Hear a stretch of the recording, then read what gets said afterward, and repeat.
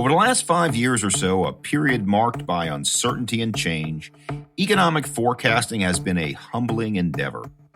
It's a quantitative discipline that relies heavily on empirical data, of course, but it's also a qualitative enterprise subject to observation and experience.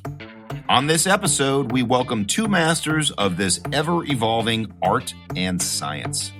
It's listening to what people have to say and what you're seeing with your hopefully educated eye that helps you then look at the numbers and say, are these numbers really reflective of what's going on?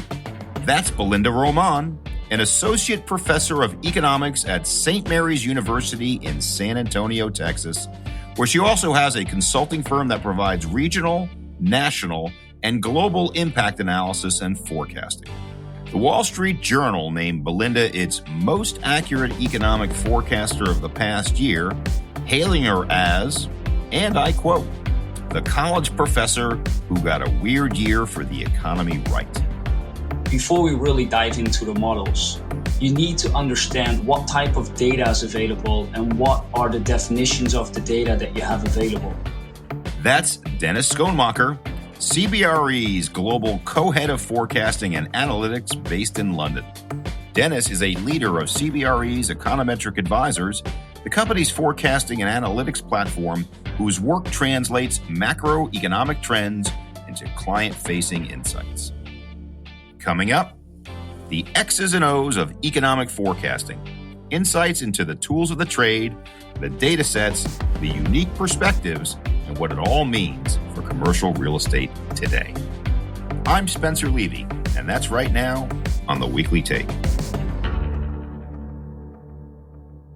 Welcome to The Weekly Take, and we're going to have a great episode today, starting with Belinda Román, the number one forecaster in the United States, according to the Wall Street Journal in 2023.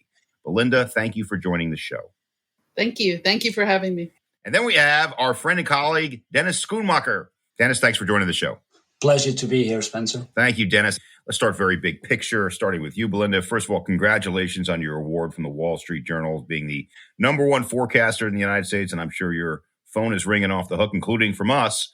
But just tell us, if there's any one tool or type of tools you think that distinguished you from the rest, from Wall Street and everybody else, what might they be, Belinda?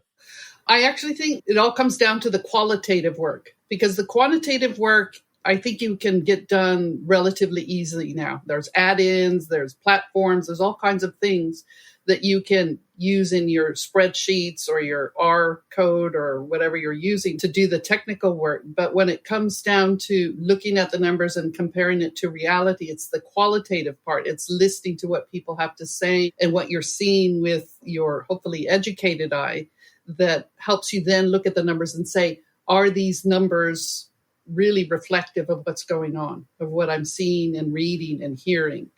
And so that's what I think I spend a lot more time on, is doing that qualitative work. Give us a little bit more color on that qualitative work. Are you walking around speaking to shopkeepers? Are you speaking to business leaders? Are you speaking to school teachers? Who are you speaking to, and what are they saying that's influencing your opinion? Yeah, it's a little bit of all of that, because I do go around.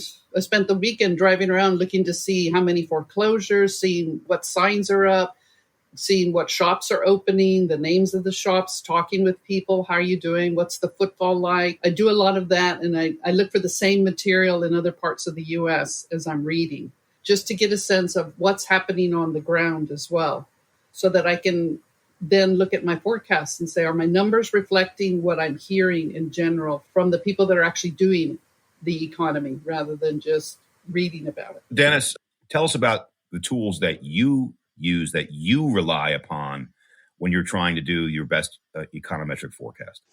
Yeah, maybe taking a little of a step back first, because EA, Econometric Advisors, has a very rich history dating back decades. It was founded by two professors in the field of real estate economics. And we really take that academic approach to our work. We analyze all the macroeconomic factors together and then really leverage that into our property models. So we forecast rents, vacancy rates, completions, and investment performance.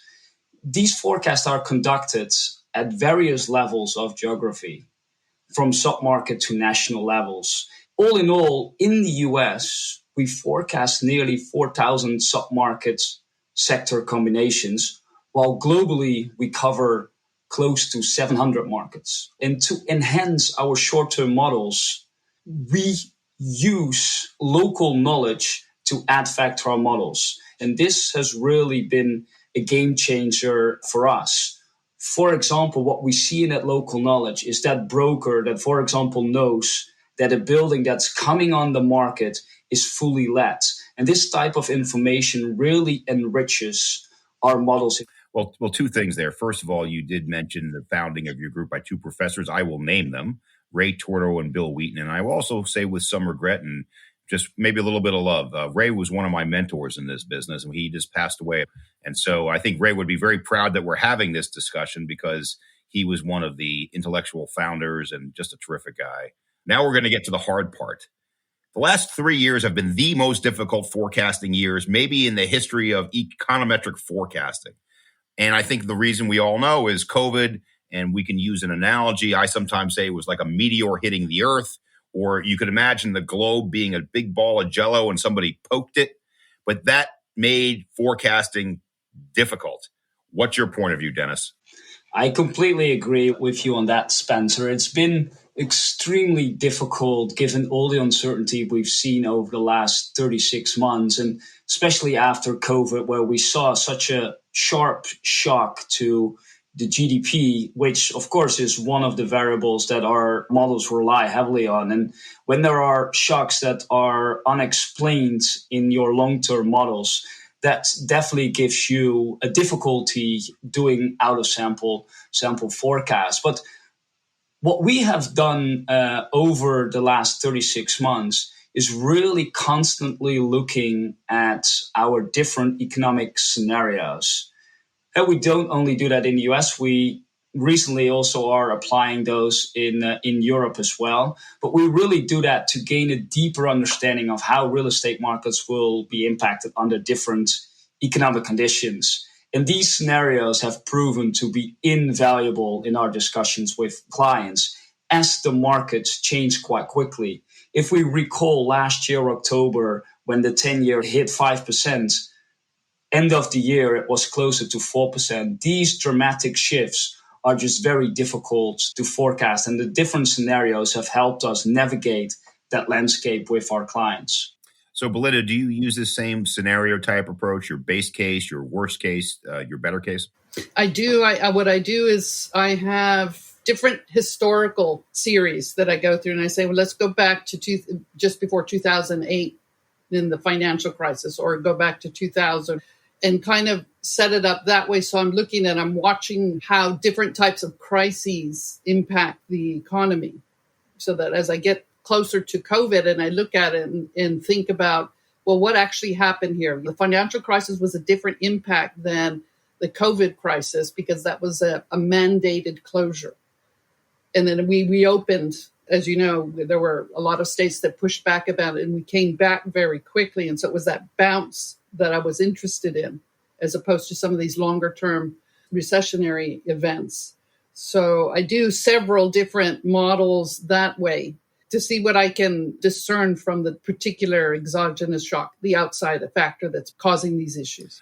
Dennis, has COVID changed the types of tools, maybe not the categories of tools, but the weight you put on certain tools because of some of the things that actually occurred? Yeah, I think that's a great question. And I agree with you that COVID had a significant impact. And what we really do in terms of modeling is we use like a dummy model construction for the times that we see COVID to really ensure that we correct for these type of impacts. And we still, in some instances, use dummy effects going forward to ensure we capture these type of situations in our model. But in general, I still remain that we don't incorporate too much geopolitics. We do a lot of research on them. And one I want to call out here, which is from the Peterson Institute for International Economics. They've done very valuable research of the impacts of increased tariffs on inflation. And there's a massive shock to inflation if the US would impose tariffs on China, but we give it more as an afterthought to our clients, and we don't include it into our modeling per se. Definitely not in our base case scenarios. I think that there are some markets that are more sensitive to geopolitical issues. And as a matter of fact, I was just down on the border for an economic summit with Mexico, because Mexico is our largest trading partner. The flip-flop between them and China, and they were talking about nearshoring, and they were talking about the biggest question on the table is there's 2 elections, a president in Mexico, a president in the United States. How is that going to change policy and trade through the borders? And that includes data processing, oil and gas, and the possibility of a different way to cross between the Pacific and the Atlantic instead of the Panama Canal. So there was a lot going on there. And I thought, well, that makes the case for including some of this geopolitical activity that's going on, because we need to understand how the smaller pieces, when they get touched by this, how it bubbles up to the macro. And it may take longer than our models projections out. It may take a little bit longer, but it's still there. So that's why I always think about it, especially with oil and gas and some of the places that are really sensitive to it. I think you're making a fair point. And if I recall my last trip to the US, where I presented at the ULI in New York, a really theme that resonated with me from that particular event was we're going from global collaboration to global competition.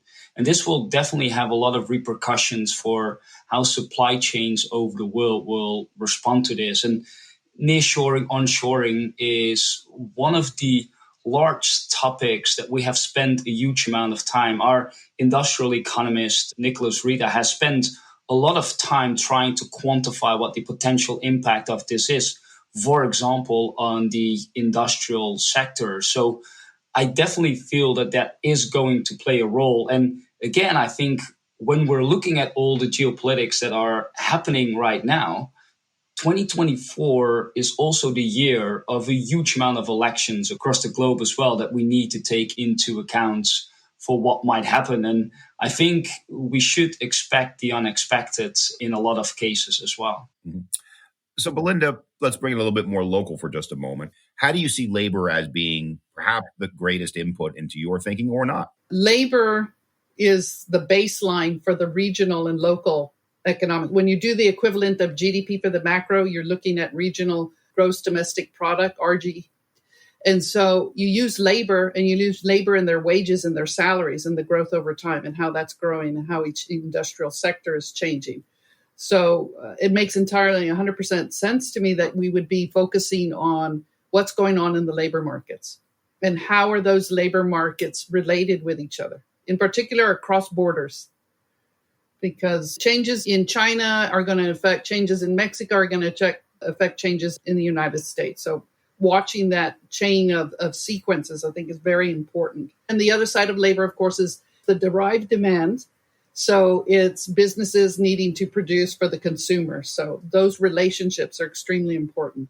Yeah, I think I would agree with Belinda on this. Like, employment is such an important driver of our local real estate models, disregarding for which sector we are forecasting. And again, I think what a lot of our focus is on, like, what will be the employment growth and the population growth for all these local municipalities going forward. We've done a lot of work on migration in our map of the months, in our chart of the weeks, where we spend a lot of time really digesting that US Census Tract data. Where are people going from where to where? How much immigration are we seeing? What type of immigration are we seeing? And I just have seen that in some of the research that we've done, there might not have been enough immigration to the US, especially to fill some of those lower skilled jobs. Mm-hmm. When I take a look at our forecasts, and we've just talked about the big stuff, the geopolitics,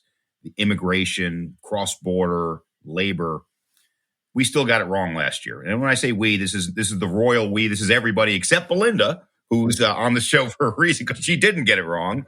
But I think we got it wrong for one macro reason. and that is the level of government intervention, not just fiscally or monetarily, but also from a regulatory standpoint. Belinda, any way to have a crystal ball on government intervention and how it might impact your forecasting? Yeah, that one's the hard one. And that was the hard one in my forecasting, that political volatility. What might be coming and how do we factor that in? And I have yet to find a proxy, something that I can say, okay, this represents Washington, this represents Austin, this represents, the local governments. I've yet to find it. And that's where I think the qualitative work comes in. Sometimes I'll go through and I'll do some content analysis and sentiment analysis in some of the language to see if there's anything that's popping up there that I should be aware of. But I think that's where we really have to kind of think about what's being said and how to interpret what's being said. Like everybody listens to Powell and saying, okay, what's he saying? What does he really mean? And I think that's where we use those skills. Dennis, when I took a look at our forecast last year at this time, we had predicted that interest rates would be about 100 basis points lower at both the long and the short end of the curve. We also predicted that in the out years, that GDP would be about 100 basis points higher in the United States than what we see today, where we're kind of going to clip along at a 2% kind of rate. We were clipping along around a 3% rate. That's an enormous change in our forecast.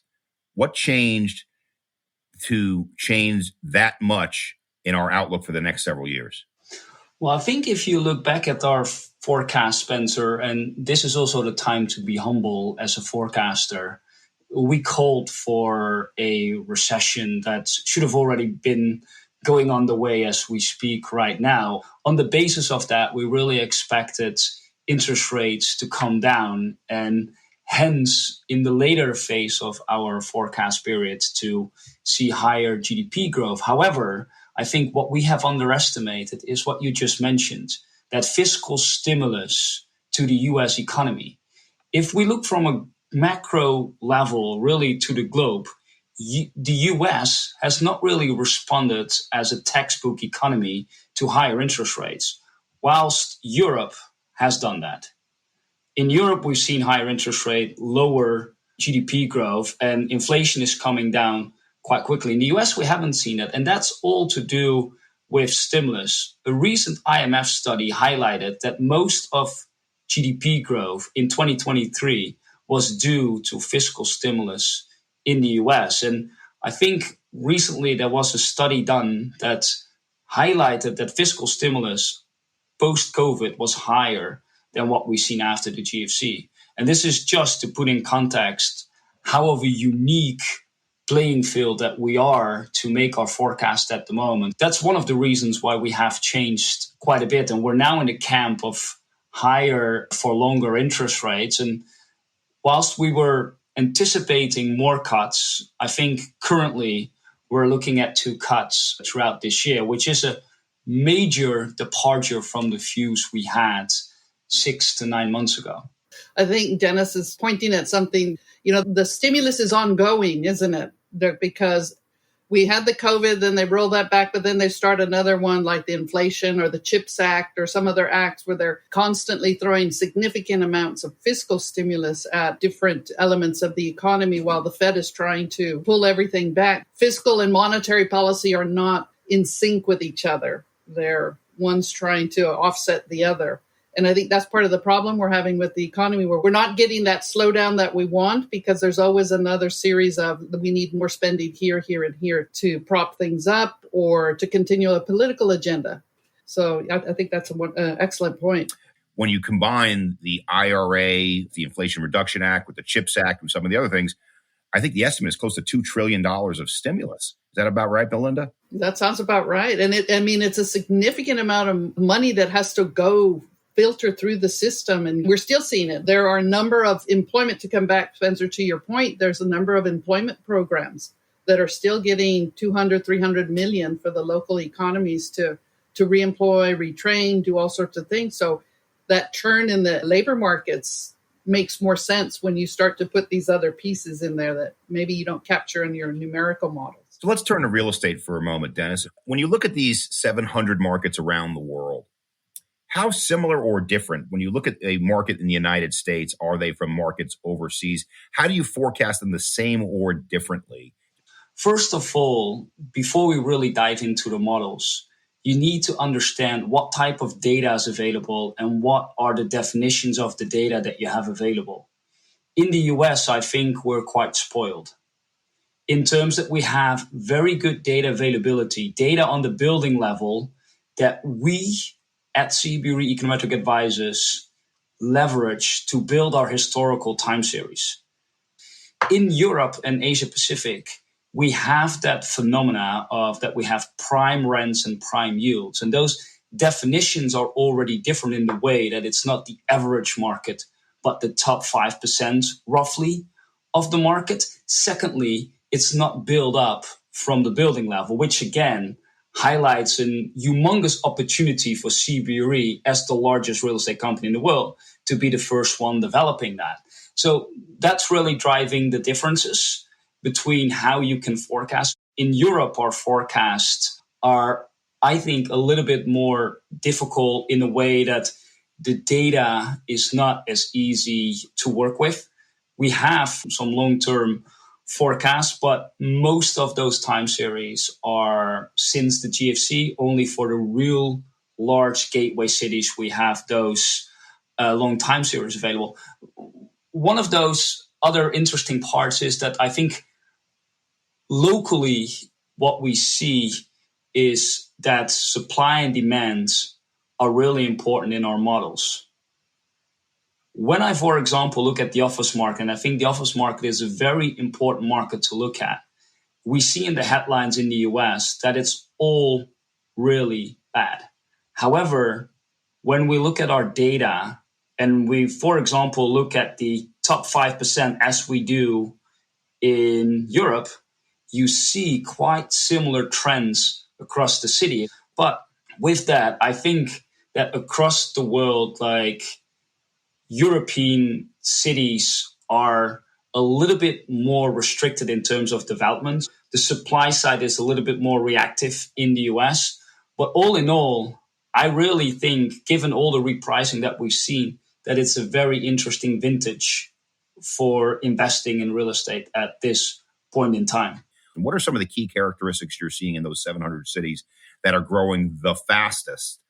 I really want to touch base here on one thing, which is the impact of AI. I think, very interestingly, a lot of people lately want to talk about the long-term impact.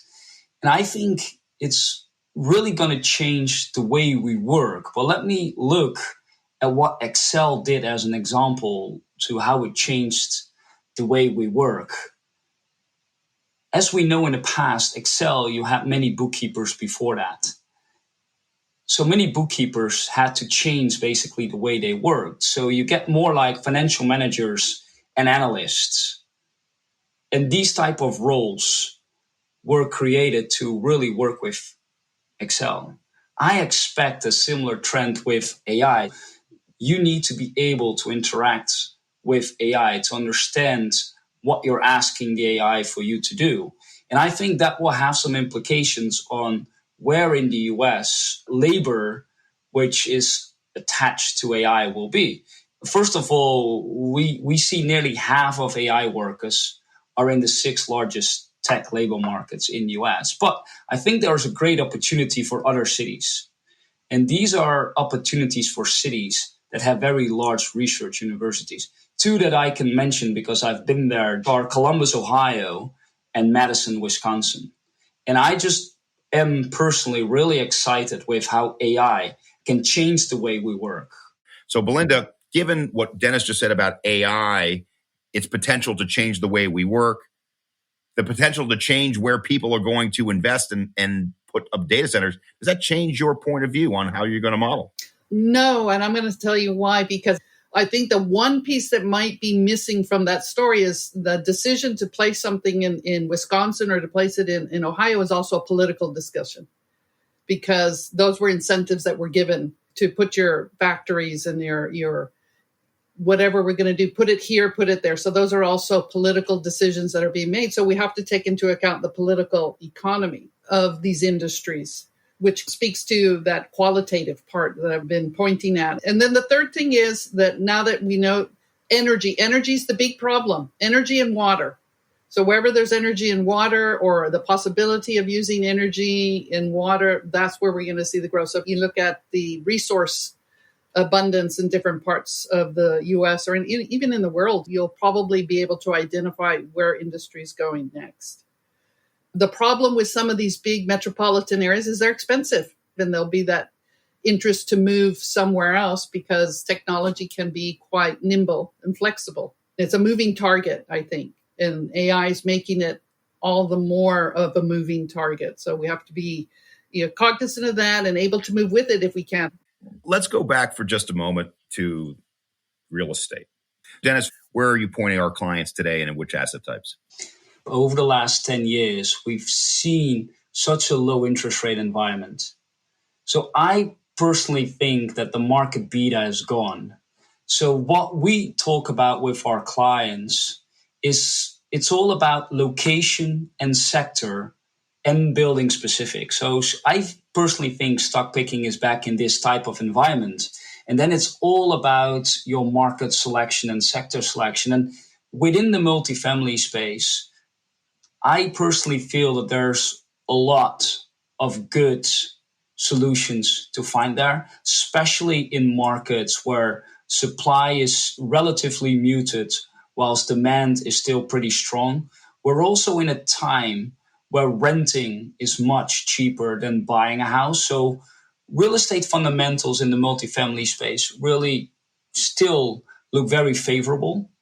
Within industrial, I would say that it's still like the darling of many investors. I think the most appetite for market participants at the moment to come back in the market is in the industrial space due to its fundamentals, data centers, but also self-storage and some of these other more alternatives that have become part of the investable universe are on investors' radar at the moment. But again, I think location, sector, and stock picking is going to be the theme of this upcoming cycle. Dennis, I'm going to challenge you because we're friends here, okay? And I'm just going to cut right to the chase. One of the things that I really like about commercial real estate is that our data isn't very good as compared to other industries, as compared to stock traders, as compared to bond traders, and dare I say it, horse racing has some unbelievable data. The reason why we don't have great data is because each asset is different. So, Dennis, what would you say is the state of data in commercial real estate and where are we going? I like you putting me on the spot here because I have quite an opinion about where we are. And you can see that more and more alternative data is being harvested across the world to make better informed decision making. And going back to what I mentioned about AI, we have machine learning, we have big data. They're all popping up to help real estate investors and occupiers to make more informed decisions. Right now, in my belief, we're at the start of the journey. However, if you look across the world, the degree of information asymmetry is so large. In the US, we're spoiled. In Europe, there is good data, but it's very fragmented. In Asia, it's even more difficult. However, alternative data will become more and more important. And at one point, I feel real estate data will become more freely available to people to help make them better investment decisions. But that process will take another 5 to 10 years, in my opinion. But I'm a truly believer that it will happen at one time. So that information inefficiency is there right now. But I would say that it is changing rapidly also with AI coming in. There are so many rich data sets out there. Some of them, unfortunately, are increasingly going behind paywalls.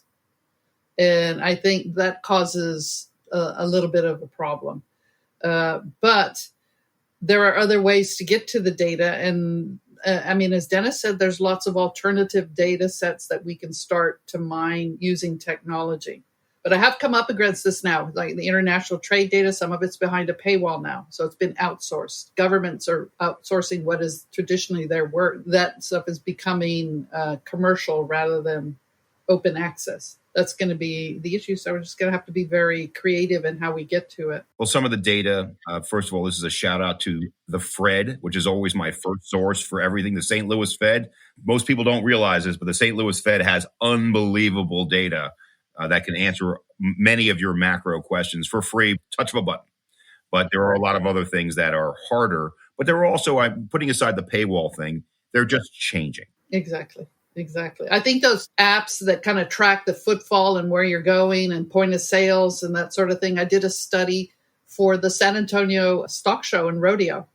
It was actually very fascinating. But what we did was we figured out where everybody is. And there was like 8 counties in Central Texas and 50 different hotels and all the different things that everybody was attending, as well as the rodeo. And it's unless you venture down those roads of thinking about it, being a bit more creative about what you're going to study, then you start to see the real impact of all these economic activities that are going on. Dennis, have you ever been to a rodeo? No, I have not been to a rodeo, but let me give you one example on the data and where I feel there is a need for better solutions. What's one of the spoilers of the real estate cycle? It's always been supply. If prices are higher, people start to develop. However, completions and new supply is a fundamental part of our modeling. However, the data is quite clunky. So what we've done recently, which is actually a quite exciting project led by our head of data science, France, is we're looking at this alternative data, satellite imagery. Like, what is the stage of development of a particular project that we find in our database? Previously, we had to go through all of these projects manually, but we're trying to see if there are ways to automate this. And you know what's quite interesting? When we look at some of these manual projects, they're quite far off. Sometimes we see that ground is not even broken, and it's indicated that it's quite close to open. In others, we see nothing has happened yet, but the facility is already in work. So again, like having better data and using alternative sources to enrich our models is big on our agenda. But you know where the tools are really primitive and they need to get a whole lot better? Bull riding. Because I did go to a rodeo in Austin, Texas, and the main event is always the bull riding. And it used to be just folks wearing cowboy hats and boots. Now they're wearing armor. They're literally wearing armor on their heads, on their bodies. And notwithstanding that, 4 of the 6 participants were carried out of the arena. So that's how dangerous it is. And, well, I'm not sure our econometric tools can help with bull riding, but if they could, we'd like to help those riders. Wait a minute. Was that a real bull or the mechanical these one? These were real like Billy bulls. Bob's? And it was terrifying, but it was terrifying. I was in Dallas 3 weeks ago, and I met up with Richard Barkan, who's our global chief economist. He should have gone and taken me to one of these shows. That would have been amazing. Dennis, let's give you the first shot at final thoughts on where we're going the next 5 years in terms of data forecasting. How do we get better, and how do you see changes coming afoot? Yeah, I think the last 36 months have taught us to be very humble as forecasters. And again, I couldn't not done this without the team that we have at Econometric Advisors, without all the data science, data engineers, and all the forecasters that we have for the different property types. Where I think we're going is what I mentioned, the machine learning AI topic. Alternative data is going to enrich our models. That's where I believe the industry will be going. However, we will still embrace the academic literature and the legacy of Ray and Bill in how our shop has been set up. And in terms of forecasting, we hope to cover many more of those alternatives. Belinda, you mentioned data centers. We want to have forward-looking views on data centers, on self-storage, on student housing, on other parts of that alternative space. And what else is really, really important for us? It's the geospatial element, because location, I think, is really important. As you mentioned, Spencer, buildings are so heterogeneous. So getting more granular level data, I think, is going to be key for us to service our clients in the future. Belinda, same question for you. First of all, do you think you're going to repeat as the number one forecaster for the journal? And second of all, what do you see as the next 3 to 5 years of data and forecasting? Yeah, repeat, I don't know. I have to say it's very nerve-wracking now because it's like, okay, now I have to be sure I'm right, whereas before I didn't have to worry so much. And data forecasting, I'm with Dennis, alternative data, thinking more about the bigger picture. I think in general, economists in particular, we kind of get very set in our ways and start looking down this one narrow road. And we probably need to be a little bit more open-minded about what constitutes data. I think anecdotal information is useful and we shouldn't discount it. We got to be more creative, less staid in our thinking. And that's always a challenge because sometimes it can be a very staid discipline. Let me ask one more question. Since we have you, what is your forecast for interest rates and GDP for the next year and a half? Dennis. Interest rates in the United States, we're still calling for 2 cuts this year. And GDP is gradually coming down, but we're still expecting it to hover around 2% for this year and 1.5% in 2025. I would agree. I think it's 2 interest rate cuts this year. We've got 6-7 months to go. GDP doesn't seem to be coming down as quickly as they want it to come down. And part of that, I think, is because, as we said earlier, it's all that fiscal stimulus. And the question is how much more fiscal stimulus is going to roll out, especially in a political season. So I think our GDP numbers might end up being a little bit higher than we had originally thought. The Fed can't squeeze out some of that growth because it's not a Fed question. It's not monetary policy, it's fiscal policy. And so until fiscal policy gets wrangled back into its usual state of stalemate, we're still going to see a little bit more growth than we'd originally thought. I think I have us around, 3, maybe a little bit lower.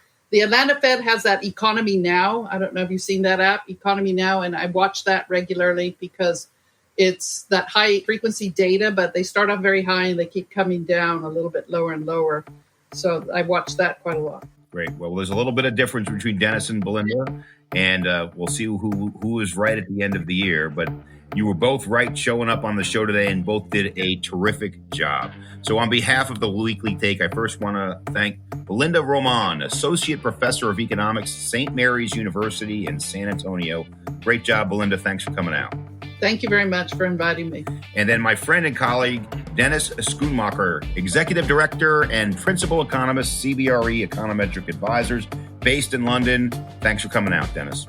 Good to see you as always, Spencer, and pleasure to be on this podcast with you, Belinda.